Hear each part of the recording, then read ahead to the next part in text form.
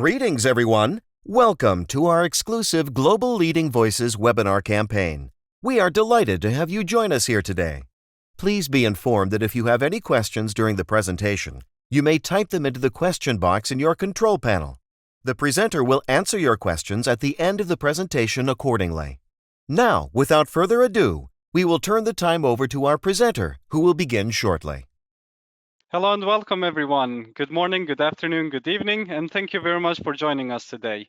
My name is Yetmir Yashare, and I will be your moderator for today's webinar, ISO IEC 2701 and ISO IEC 4201, the twin pillars of AI governance and cybersecurity. We're excited to discuss this topic and be joined by our esteemed speakers today, Mr. Anthony English and Mr. Dipinder Chabra. And before we get started, I'd like to inform the audience that this session is being recorded and will be posted on our website and YouTube channel along with the slides of the presentation. Furthermore, I encourage you to participate by submitting your questions at any time using the Q&A feature in the chat box.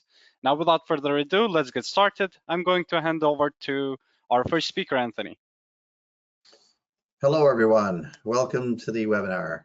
I'm very excited to be doing this presentation with my friend Dipinder.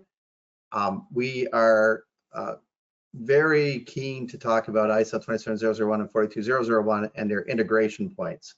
I'm going to let Dipinder just make a statement that he wants to make first. Dipinder? Yeah, I think just wanted to get this. Thank you very much, Tony. Again, a privilege and honor to be presenting this webinar with you. I just want to get this disclaimer out that in brief, the opinions and the views I share today are my own and do not reflect the views of opinion of my employer, any organization I'm associated with, and any third parties. And I'm not, again, I'm speaking in my personal capacity, and information here is just for information and educational purpose only. It should not be construed as legal, professional, or business advice. Thank you, Anthony. With that out of the way, we can move on. It's a very smart disclaimer, Dipinder, and I echo the sentiment. So we have quite a few slides today to talk through, and we'll do our best to bring up every slide possible. So if you're watching this recorded version after it's finished, we're hoping to have every slide shown even for a minute or two, just so you can at least see it and pause it in the video version of this presentation, the recorded version, and read the slides at your own leisure. So we're going to talk a little bit today about 27001 versus 42001. So it's information security ISMS, and then an artificial intelligence management system as well, AIMS, which is what 42001 is all about. We'll be looking at some key considerations for 42001, the integration of an ISMS and an AIMS, and then risk management and compliance in relation especially to artificial intelligence, because it has a unique set of requirements for these two areas. And then developing an AI SecOps practice, or also known today as an ML SecOps practice. I prefer AI because it's more general than ML, but that's just my preference. So let's get started. We have a little bit of a definition slide here. Tony, if I may interrupt, sorry, can we run the poll number 1 and 2, please, in sequential? Oh, sorry, Tony. Oh, yeah, before we can do the polls first, I guess. Yeah. Yetmir, could you start the polls? There we go. Yeah. So if everyone could just answer yes or no on this one, have you implemented ISMS in your organization?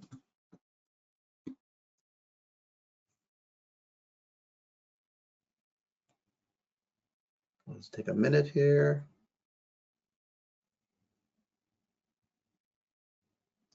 All right. How are we looking for responses so far? Yeah, the responses have just started coming in. So far, over 60% of the people have answered yes, and 37% of the people have answered no. Perfect. Okay. And can we also run the poll 2 then? Let's give a few seconds and then run poll 2. Yes. Thank you. Poll 2 is running now. So has your organization achieved ISO 27001 certification?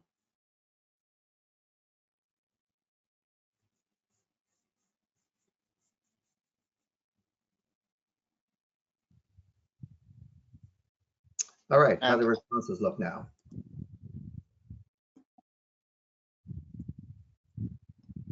all right, awesome.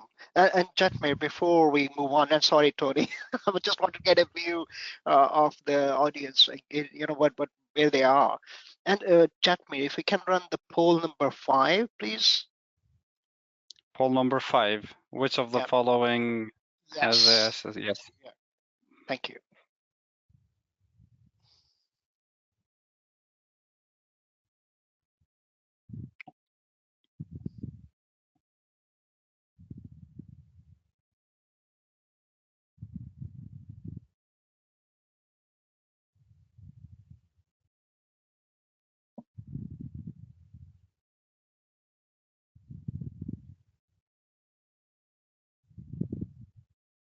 All right, so how do our results look on that?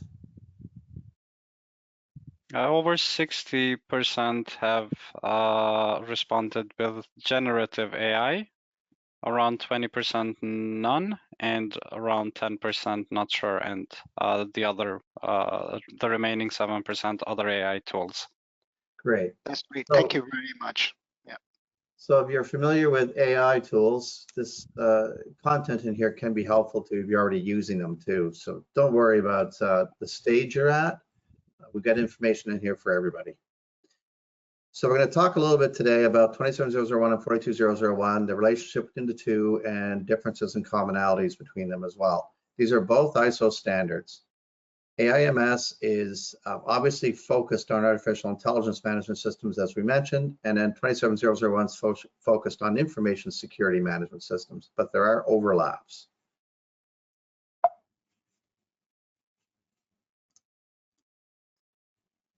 Here's some commonalities between them. They both cover some form of risk management. They both have transparency and accountability. They both have a continuous improvement type of structure to the standards.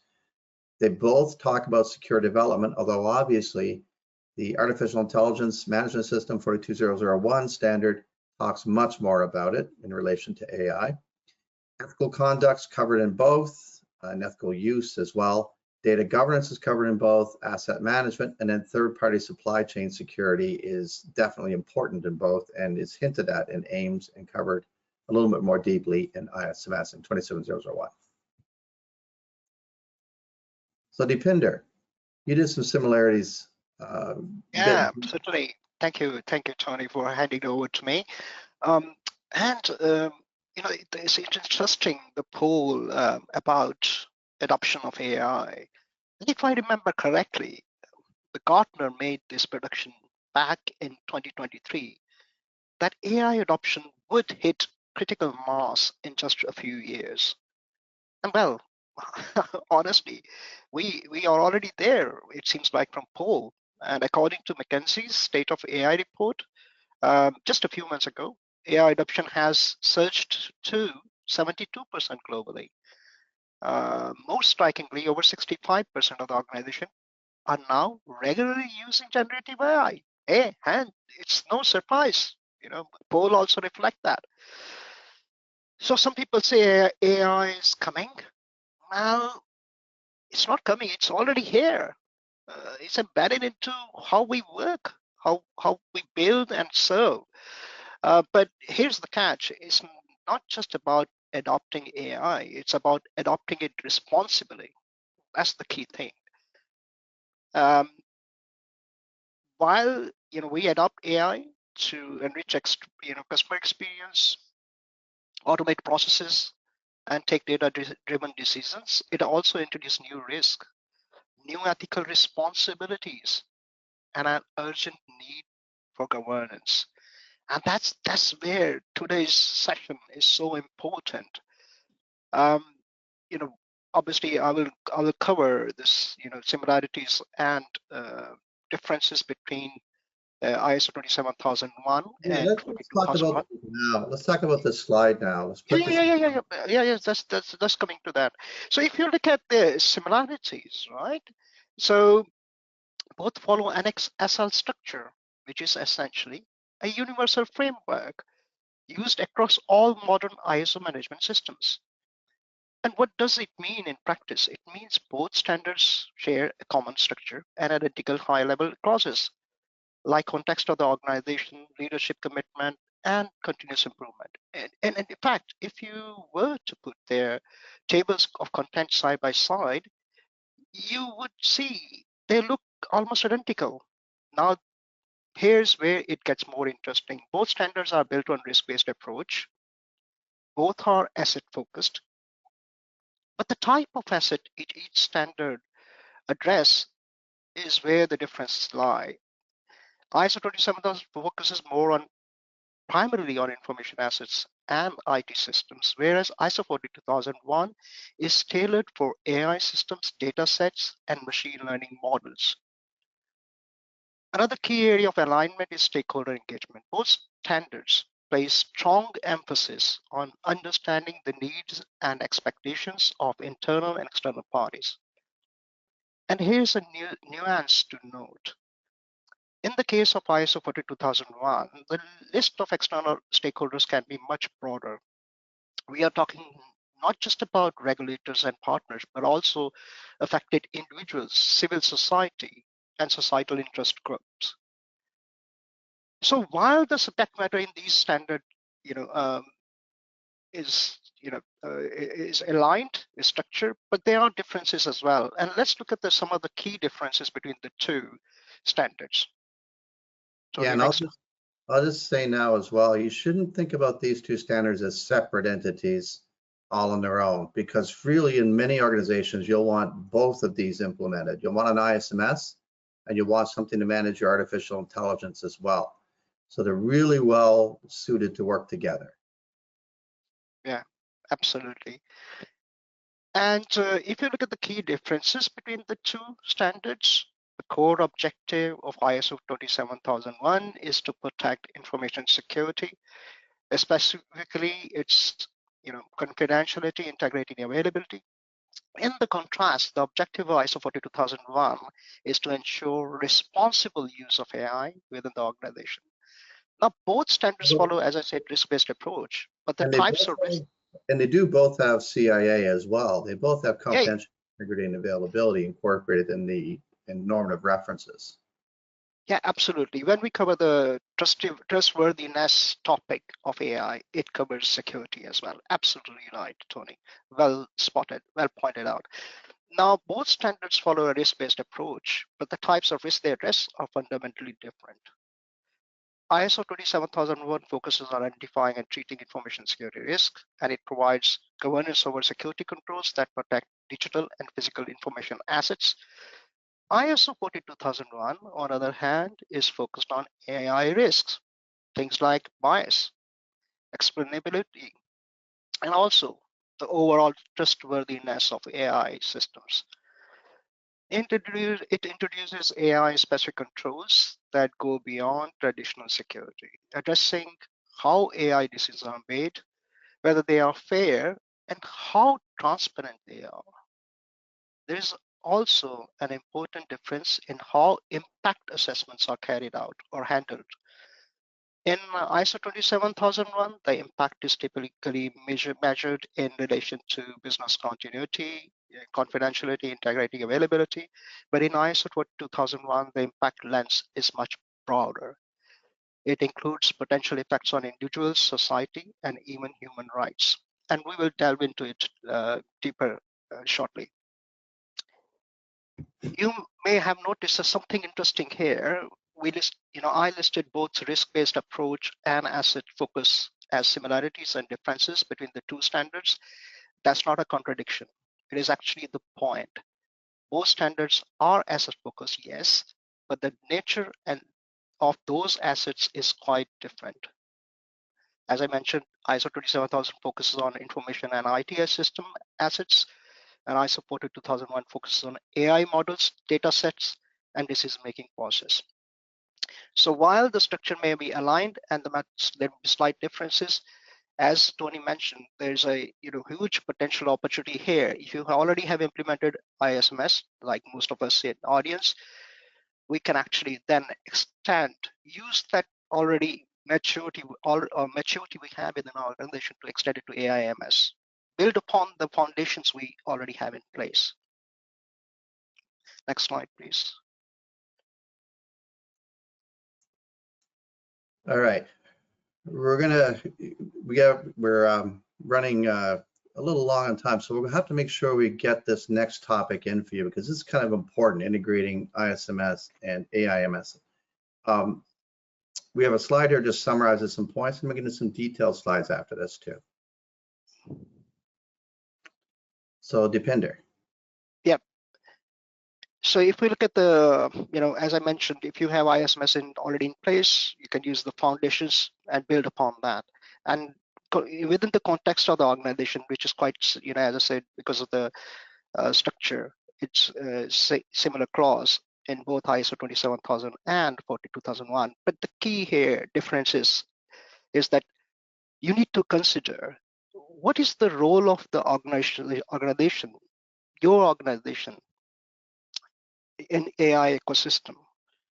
Are you a provider of AI systems, or are you a developer building models?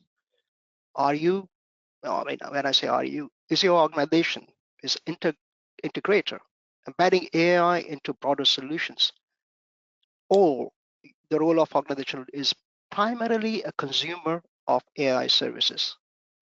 And this role, this identity, has a direct influence on the scope of your, AI MS.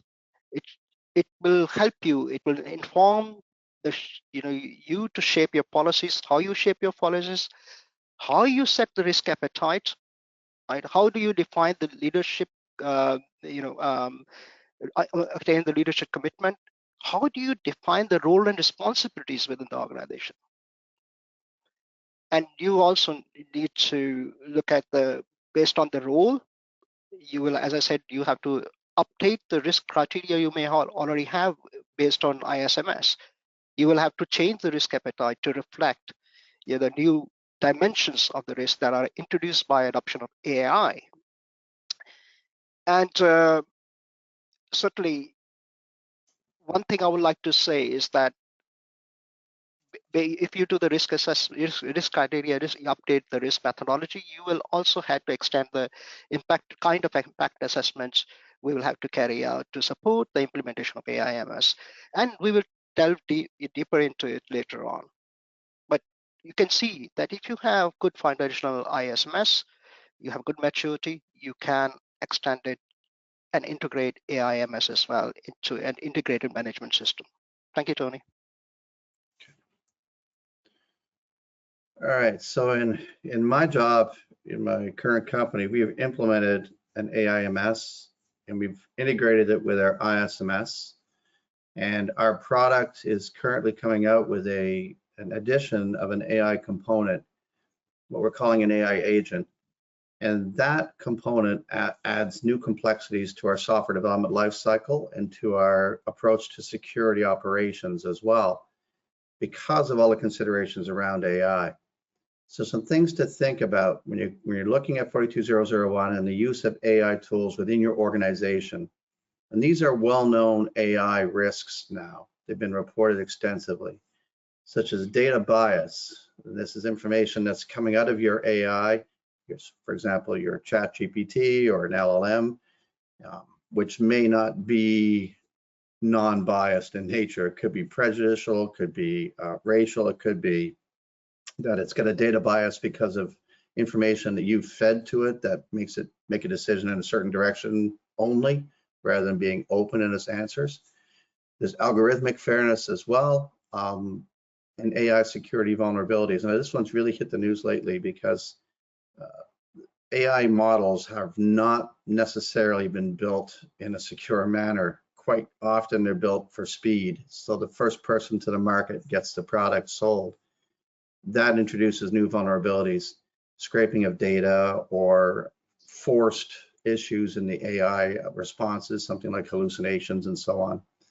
Those are all vulnerabilities in AI today. Some controls integration for AI as well. If you're using AI in your development, if you're using it to build code, for example, if you've tried this yourself, you probably know already, it's not 100% reliable. You'll get code generated that looks okay, but when you try to use it, it actually causes issues, or it may be insecure in the way it's coded.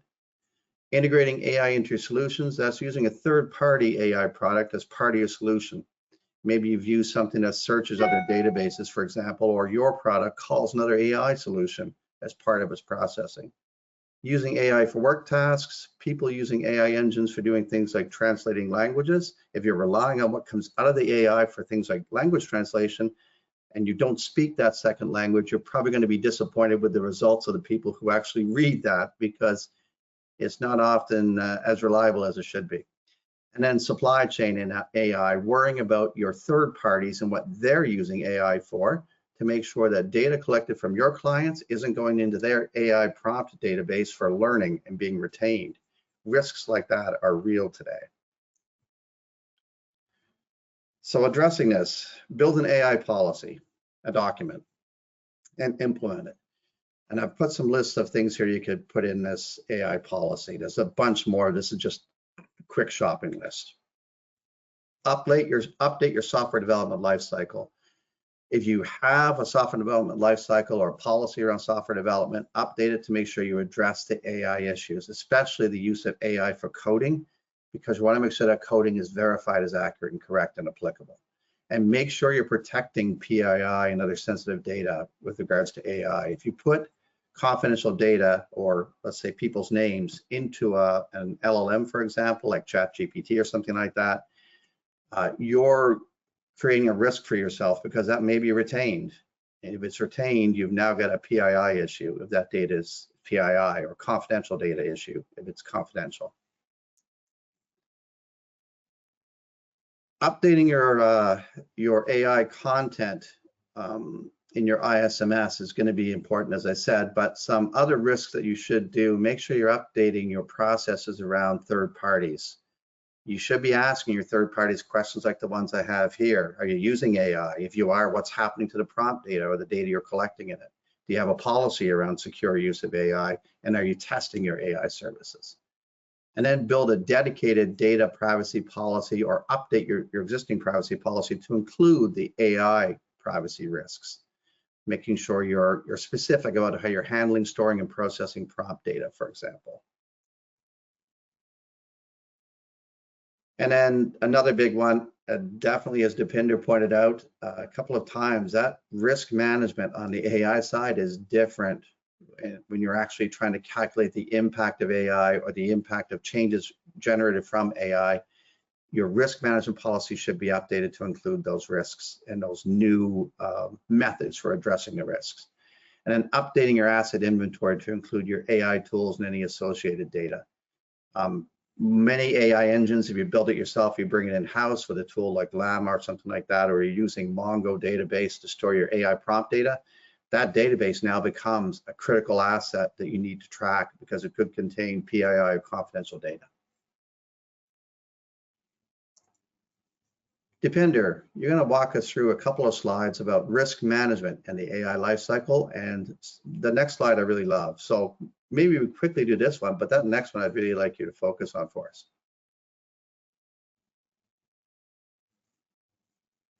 Oh, you're muted, Deepinder. Thank you, Tony. You know, if there's one thing about this OECD recommendation on artificial intelligence, it's very clear that AI system must be robust, secure, and safe throughout their entire life cycle. You know, if you look at it's not just at the start, not just at the deployment, but it's from inception to the retirement. And achieving that is not job of one team or one role. It requires a systematic risk-based approach applied across every phase of the AI system life cycle. Now, if you look at the image here, you will notice the risk management, security, and privacy, and transparency and explainability are not isolated tasks. They are continuous responsibilities. They stretch from design. Could you talk to the transparency and explainability bit? Because that's something that ISO 27001 folks may not have heard of before. It's a unique item. Yeah, absolutely. So transparency is, how there are several dimensions to transparency. So I will briefly touch upon that. So transparency, with one point of view, is how the decision making is made within the organization using the AI or AI-driven system. That's internal. Externally is how the AI should be used by users, right? And how the private data is being used to train the model. So that's kind of transparency on external side. And you may have to answer and provide assurance to regulator as well, how transparent your AI system is, how you address the biases and other negative risks that may impact the human rights. We'll touch upon that.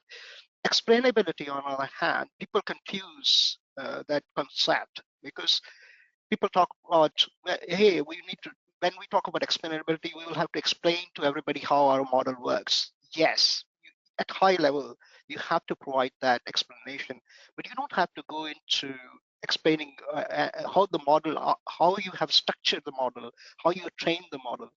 That's for only limited disclosure that you may have to explain to the regulator.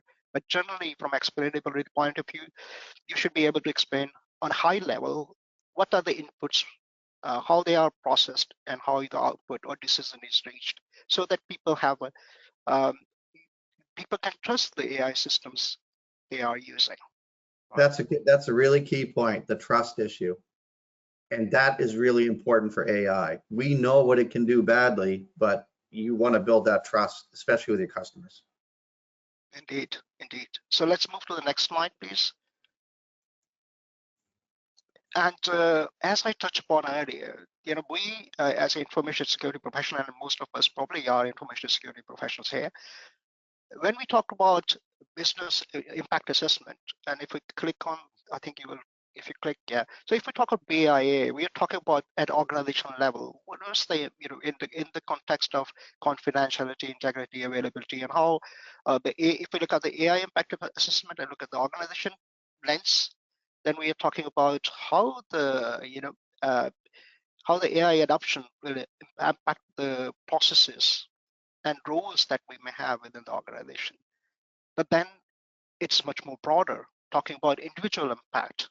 And we again, as an information security privacy professional, if you, Tony, click on there will be a link as well. Thank you. I was not, it's first time I'm using the Google animation, so I apologize for that. But if you look at the individual impact level, again, there are two dimensions to it. Most of us are here familiar with PIA, privacy impact assessment, if the AI is using the private identifiable information. But we also, the AI, ISO 2040-2001 about AIMS, but also EU AI regulation. We need to look at how the AI or use of AI will have impact on fundamental rights of the individuals. So we have to familiarize ourselves, if we were to help our organization do the AI impact assessment, to look at also fundamental right impact assessment. And not only that, we should also look at wider impact on the society. If you look at the Googles or big tech firms, they're also considering, they are already on the way, they are looking at societal impact of some of the systems, and that will become more prominent as more AI regulations come into place from different regions. And we will see that trend upcoming, because ultimately it's a regulator responsibility or government responsibility to protect society from any adverse impact of AI adoption. So that's something, yeah. Let's talk about this impact assessment concept in relation to risk assessment, and maybe do a bit of compare and contrast. A risk assessment, probably everyone in 27001 land is already familiar with, and they understand the language of it, how you work it, how you run it. There's this whole standard 38,000 series from ISO that covers risk management. But impact assessment isn't quite the same thing. As you see here, right? You've got BIA, PIA, that fundamental rights impact assessment, and then the three yolk egg in the middle here, the different levels that you have to think about. This is not the same as risk assessment. It's different, right?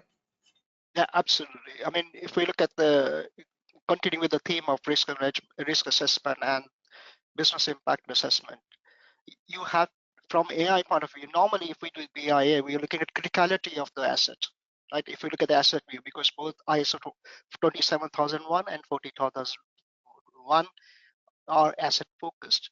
But if you look at the AI impact assessment, you have to look at much wider. You will have to look at the impact, not only criticality, but also complexity of the AI systems. That's another concept that have come along in AI impact assessment rather than BIA.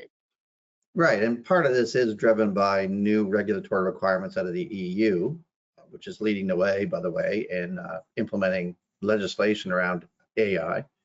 And part of it is driven by 42001.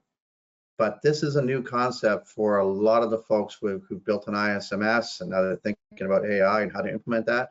This impact assessment model, this is why I really wanted to talk about this slide, because it's really important for AI. It's important not just for 42001, but for the use of AI in a responsible and safe and regulatory compliant manner. Yeah, Tony, just to that, normally we have business impact tables which reflect CIA triad. Now we will have to expand it. We will have to build upon that to include other dimensions that are being introduced, as a result of adoption of AI into organizations. Absolutely, absolutely. It's a whole new world with AI in a few ways. Yep. And yeah, please talk about this one too. This is a good one. Yeah, and we gain from the background of cybersecurity. When we talk about risk management, we talk about impact assessment. We also look at the threats and how do we manage the risk?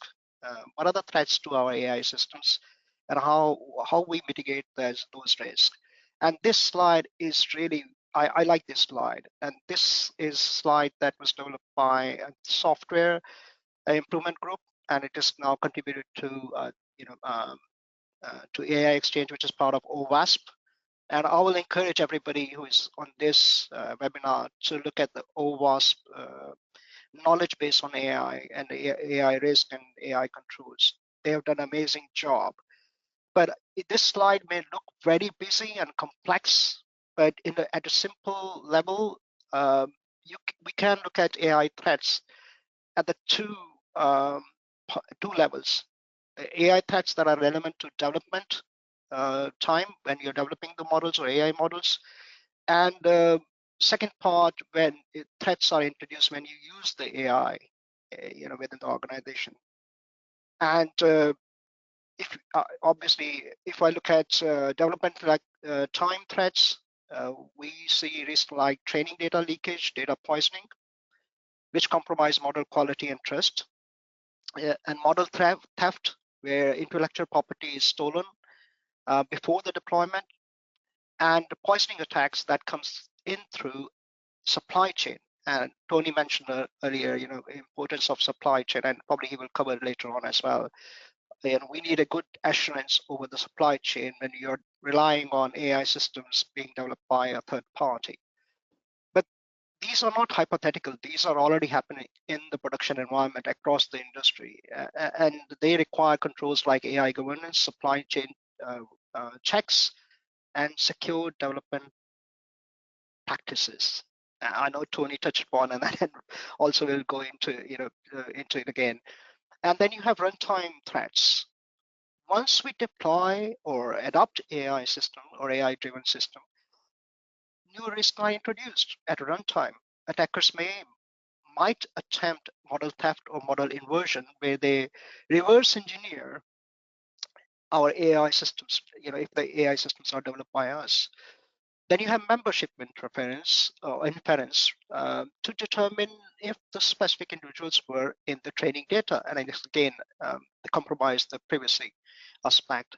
And then you also have prompt injection, where cleverly crafted inputs alter behavior, and we have seen in SQL injection, it's been around a long time. And you will notice threats to availability like denial of service attack, again, can be carried out to disrupt the service being offered by AI systems, and even input confidentiality through input leaks. And here we need runtime monitoring, rate limiting, and also conventional access controls. Those controls that we talk about in the traditional IT systems will still apply in the AI context as well. So if you're interested in threat modeling, this is one example. You can also use Stride. There's another one called Atlas, which is developed by MITRE, or you call MITRE or MITRE organization. It's very exhaustive. I will encourage you to have a look at it. Yeah, and all those models for threat modeling, they're also covered in ISO standards. If you look at the 38,000 series, 38,500, I believe, is the one that contains details on risk management. They actually talk about those different models as well.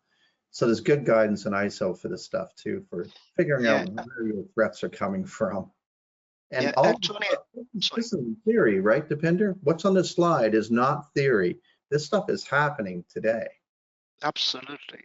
And Tony, another thing I will, since we are referring to ISO standards, I will also encourage people to look at ISO 23894, which is AI risk management guidance.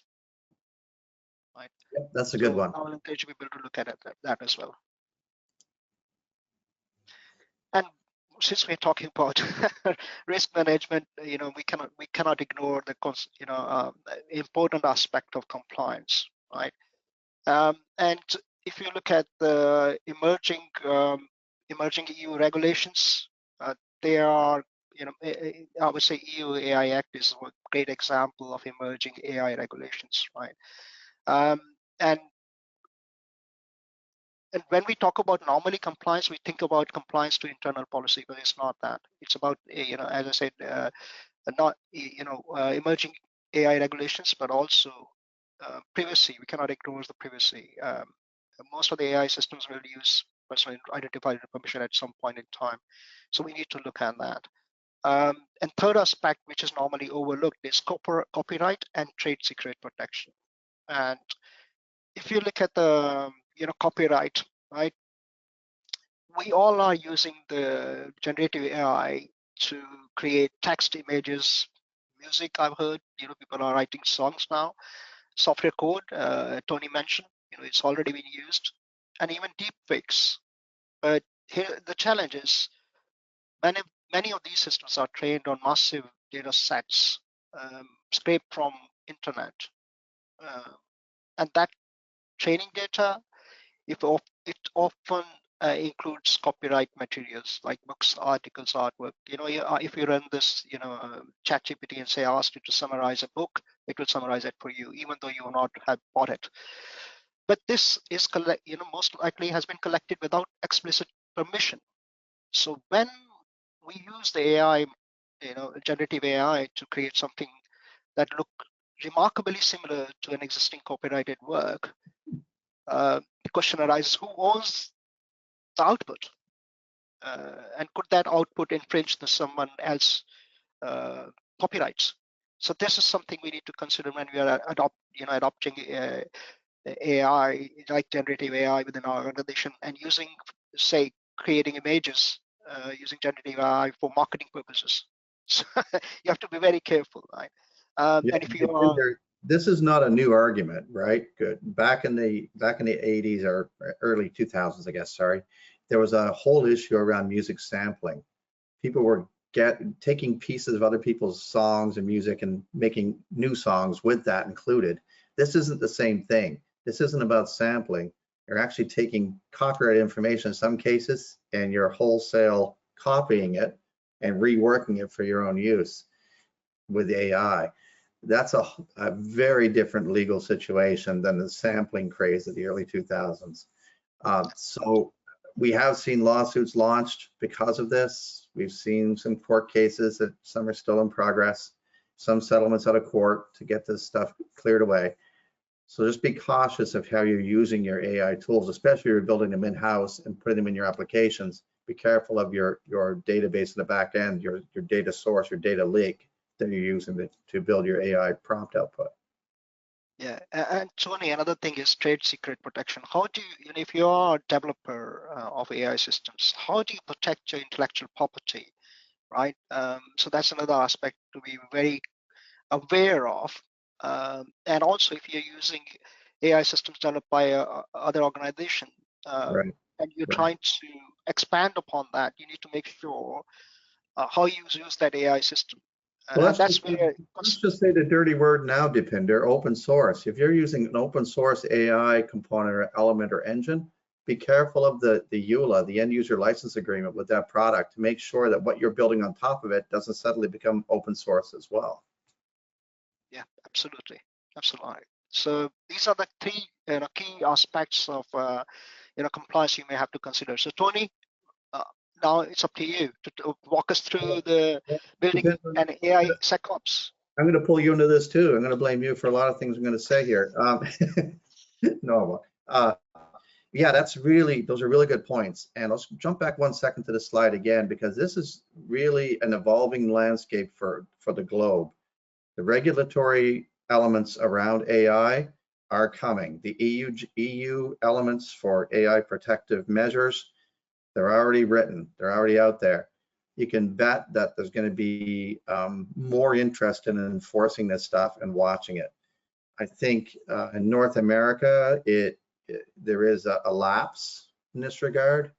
There was some movement towards securing AI use in some respects, but those movements have changed. They've been modified.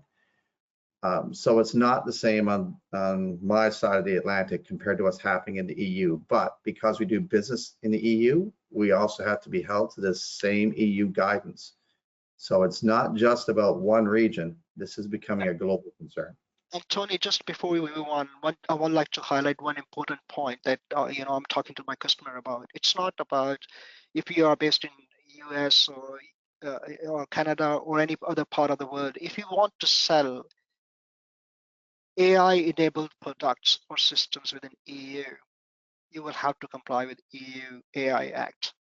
Yep. So, even if though there may not be local regulation, local regulatory framework for AI, but you have to follow the highest standard if you want to capture that market and sell your AI-enabled systems or solutions there. And let's take that the next step too, Deepinder, because in the EU, they also have GDPR already in place, which has been there for quite a number of years now. And like the GDPR regulatory content for AI in EU, if you have an EU citizen even interacting with your AI product, you could be pulled into conflict with EU's regulations if you're not doing your AI correctly. And also with that, sorry, Tony, just to add another one in the mix is that if the fundamental rights of EU citizens are affected by use of AI systems, you will fall under the remit of the EU AI Act. Yeah, isn't it wonderful? But it is good because at least there's some regulatory compliance out there, right? Without it, I think without it, we're in trouble. With it, I think we have some guidance for the future. I don't mind it so much. So let's talk for a minute about securing with AI. AI SecOps, or ML SecOps, however you want to phrase it, is security operations for AI or machine learning. And I put in a couple of different ways you can look at this. You can look at it as AI use in SecOps or in security operations. So you've got your security teams already doing all the good stuff that security teams should do, but they might be understaffed like many of our teams are. And there's a lot of work coming in. So you use a tool that has AI incorporated in it to help speed up your processing or make your data more meaningful to you in a faster time frame. That's one way to think of AI in regards to security operations. The second way is SecOps or security operations for AI. So using security tools to protect your AI or to test your AI for security weaknesses. And I've put an example here. Purple Llama is one that's out right now. It's made by Meta. It's free. You can download it. And you can use that to protect your AI tool set from, let's say, data leakage, from outside interference from malicious websites, and from a bunch of other things. It has a whole suite of tools to wrap around your product. AI security operations is basically taking your current security operations, as I said, and adapting it or having it use adapted tools that include AI inside of your regular security tools. There's also some use for AI, of course, in building code. If you're using code assist tools, AI code assist tools, they're very helpful. They can generate code output, but you really want to test them for your code base to make sure they're generating code that's not inaccurate, that's not insecure, and that's not irrelevant. Your SDLC should also include checks, especially security checks on AI code assist generated source code to make sure it is accurate and correct before you trust it. And by the way, I've generated all my images today using Cortana AI Assistant, so you can see how useful AI can be at times. AI security operations, again, looking for SecOps for AI. So this is making sure your AI components are not as vulnerable. So you're looking to protect against data bias, algorithmic fairness issues, security vulnerabilities, and any hallucination content. There's tools you can use to test for this and also to protect against a lot of these risks. For daily workload, everybody in your organization, I will bet, is using some form of AI, ChatGPT or something to do daily work. And I often stumble across this, Deepinder, when I find out someone has used it to build a document that maybe has our company name in it or has company content in it.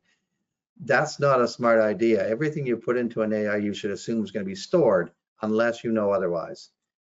ChatGPT is a great example. The free version, it stores data for prompt learning. It stores whatever you put in the prompt for future use. But the commercial version, if you start paying, it does not. So watch for your type of chat tool you're using or AI tool you're using and check it to make sure, look at its usage agreement to see if it's storing information on you. You don't want Tony, sorry, Tony, just to add that, you know, if you're using ChatGPT, for example, and even if it's paid version, unless you use the dark mode, it will basically still use your data. So be careful, check the settings so that you make sure that your data is not being used to train the models. Yeah, always verify for sure. And if you're in doubt, don't use it until you figure it out. Don't assume it does not store your data. We also see some people using different AI tools within the organization for the same task. So maybe multiple tools do the same thing, which is probably not the best approach either. You want to have some kind of homogeneous approach to using AI, something that's monitored, managed, and controlled. Inaccurate data from AI can be an issue as well, because if you let AI create documents for you, you'll find out very quickly it can skew in its information as you go further down the document. It may start to not be as accurate as you like. Third-party supply chain risk we already mentioned as well. In our organization, we vet all software before it's used. We security vet it. And this is what you should be doing anyway for ISO 27001 for proper compliance. But if you're not, make that a habit now and do that for everything, including AI tools.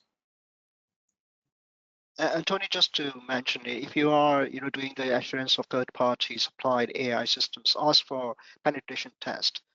And soon you will, if you reach the penetration test, if it is traditional penetration test, that should not stand the scrutiny, because if you look at the OWASP again, they have AI red teaming guidelines. So you can compare that with AI red teaming guidelines from OWASP and see whether actually pen test covers the AI system as well from AI security point of view. That's absolutely true. One pen test does not work for everything. You need pen tests that are specific to whatever's going to be tested.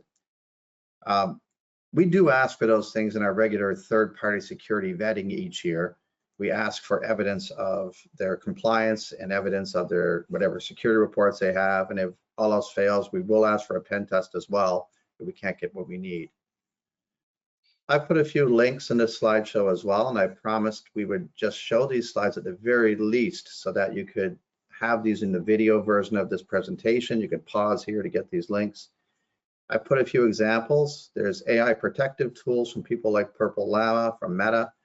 This is interesting stuff here, I think, but there's an LLM firewall analysis tool, an AI agent tool called Arthur AI. It's promoting itself as an LLM firewall.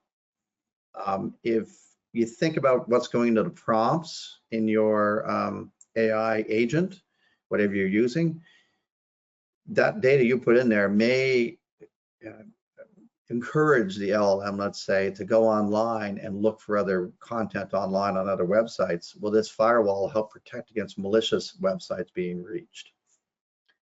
Zero Trust for AI is available as well from a company called Protect AI. I put an open source vulnerability scanner as well that we're using in my organization now. We're testing it out, called Garak. It's made by NVIDIA, the chip maker for AI. So it's an interesting tool. What we found so far, it's processor intensive, but it's extremely thorough. Let it run and give it time. It'll run against whatever LLM you pointed at, and it will produce information for you on weaknesses in that LLM. For your AI security policy, I put a few quick points here. All these things are going to be important. There's more than this, and I know that, but I've just put some information here to help give you some tips on how to update your AI policy or create it. Any questions or observations on these, Deepinder? No, I would say that, again, AI policy will depend upon the role of the organization it's playing. If it is an AI provider, probably you will have to consider other elements. And if you are integrator, you have to shape the AI policy depending on the role. And also the kind of interested parties, you will have to deal with, both internal and external. Yeah, perfect. And I put some legal privacy concerns, just quick lists of things to think about when you're looking at security versus legal privacy issues. And under legal as well, of course, you'd want to make sure you're covering things we already talked about, like copyright, trademark, intellectual property. And on the security side, there's a few other topics here as well. Employee concerns I put at the bottom, because this is actually becoming an issue on the HR side, making sure employee data isn't leaked out or dispersed in the wider world through an AI interface, especially an LLM. That protection of employee data is a universal issue. Some threat areas when you're talking about security operations as well, supply chain vulnerability you've mentioned before, but this, I can't overemphasize it, it's very important. The AI model lifecycle, you should have. If you don't have an SDLC and you're doing development, you should make one. And if you have an SDLC and you're going to use AI, you got to update it for AI. It has to be relevant to the AI world. Build an AI governance system or management system to oversight and manage your use of AI. And then creating and using a trusted AI. This is a topic that was kind of touched on by you, Deepinder, when we talked about that transparency discussion and making sure your AI is integrated with the impact areas that we had in that large egg diagram, that is compliant in there. And then some machine learning attacks, because you can use machine learning in two ways. As if you're a bad person, you can attack the AI engine to try to get information out of it or make it do things it shouldn't do, or you can use it as a tool to build products like scripts and so on for you to launch attacks. The latest generation of this, or issue around this, there was an article on it I read last week about AI building AI now. So people are using AI to build AI engines that they use for other nefarious purposes quite often. And Deepinder, you touched on the OWASP as a source for guidance. There's good information. There's a bunch of information. They have their top 10 for LLMs, which has been released. So if you haven't gone to OWASP's website yet, you should to get that. It's very practical information. Tony, they have just updated the top 10. There was a top 10 for LLM 23-24, but they just issued 2025 version. So there are two additional elements they have added and drop 2. So it's worth, if you already looked at it last year, look at the new one. Yeah, and that's, it's funny because their top 10 for development hasn't changed in a few years, but their top 10 for AI, that's 3 iterations already. So that's really good to staying on top of it. And then there's a NIST AI risk management framework, and AI is relevant in NIST because NIST being a federal government US type of security guidance framework, they're very worried about AI use, of course, and its risks. And then there's EU as well, and of course, ISO.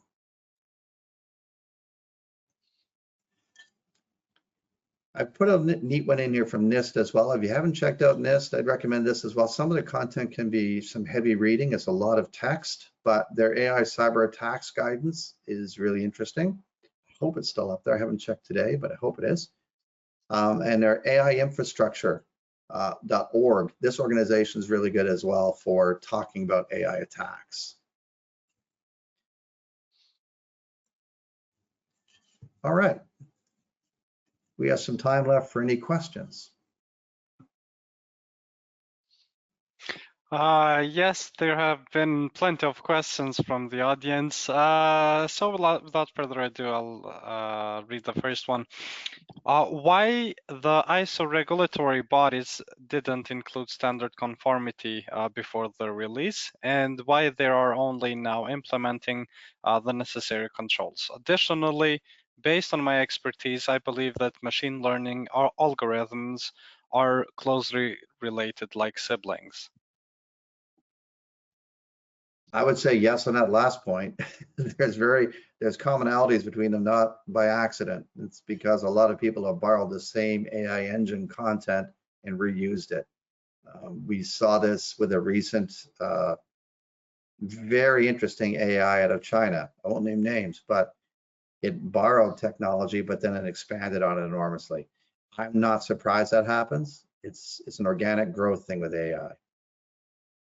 As for conformities, if you look at the ISO website, you're going to see a whole bunch of draft standards related to AI that are in the works, and I think there's going to be a few out very soon to add on to the current existing library. So they do their best to keep up. The nature of ISO is that it's an international organization. It's contributed to globally by experts. I've served on an ISO committee here in Canada for a little bit on IT security, and I can tell you the review is quite thorough on any standard before it goes out or changes to standards. So that's why it takes a little bit of time for things to happen. Tony, from my, obviously I'm not closely, related to ISO working committee, but I can see that there are conformity assessment requirement introduced in EU AI Act. And it would be interesting to see what conformity assessment guidelines come from for AI and see how they are closely aligned with the EU EU AI Act, because I think there's an opportunity for them to complement each other to support the EU implementation and enforcement of EU conformity assessments. Yeah, and I won't lie, I've seen more than one framework in regulation and standard that's been based on ISO originally, and they've just modified it a bit. And I think you're going to see that relationship in the EU legislations as they evolve as well. You can already see a bit of it in GDPR and ISO 27701, for example. Agree. Thank you. Another question says, does using ChatGPT like AI tools by an individual staff member in an enterprise means to think about having AI MS? Yeah, let me take that, Tony. Obviously, what you're talking about is a shadow AI within the organization. That's how I describe it. If you don't have AI guidelines, AI policy, obviously that will give rise to widespread use of generative AI tools like ChatGPT within an organization, because that's the organization responsibility. I think, as we saw earlier during the poll, that most of the 60% responded here are using generative AI. that need to be governed at the enterprise level. So I think an organization need to keep up with that. Yeah, start at least with an AI policy on use that tells people how to use AI responsibly and what they should and should not be doing. Thank you. And a lot of questions were asked regarding the 27001 and 42001 training courses. PCB offers both those courses and many more. So to know more about them, please either click the link on the chat box or contact support at PCB. And Jatmir, I should admit that I'm also I've done the PCEB course for ISO 42001 as well. So I should admit, not trying to sell, but. Yeah, I think Anthony has done it too. So yeah, one last question before we end this session. Given the differences between 27001 and 42001, can an organization have an integrated management system covering both ISMS and AIMS, or do you see organizations having to have separate management systems? I think there's a great opportunity. They should have an integrated management system. And here I would like to add that here is an opportunity for us to information security professional or cybersecurity professional to expand our horizons and keep us relevant to the organization by helping them implement AIMS on the good foundations that we have in ISMS. Yeah, and I think your challenge will only be at audit time. Make sure you get an auditor. If you're going to get certified to both 27001 and 42001, because you can certify your organization to both, make sure you have an auditor that understands both if you're going to integrate the systems. Integrating is the way to go. You don't want to have two streams of management systems running separately from each other, especially when it comes to security and development and things like that are common between them. It's better to integrate. Thank you both, Tony and Deepinder, for delivering this highly informative webinar. Unfortunately, we don't have time to take any more questions, but all of them will be answered afterwards on our next issue of the PCB magazine, so make sure to subscribe to that. And furthermore, please be informed that this session has been recorded and will be posted on our website and YouTube channel along with the slides of the presentation. Thank you all for joining in. Thank you very much. Thank you, Tony. Thanks, Deepinder. Cheers.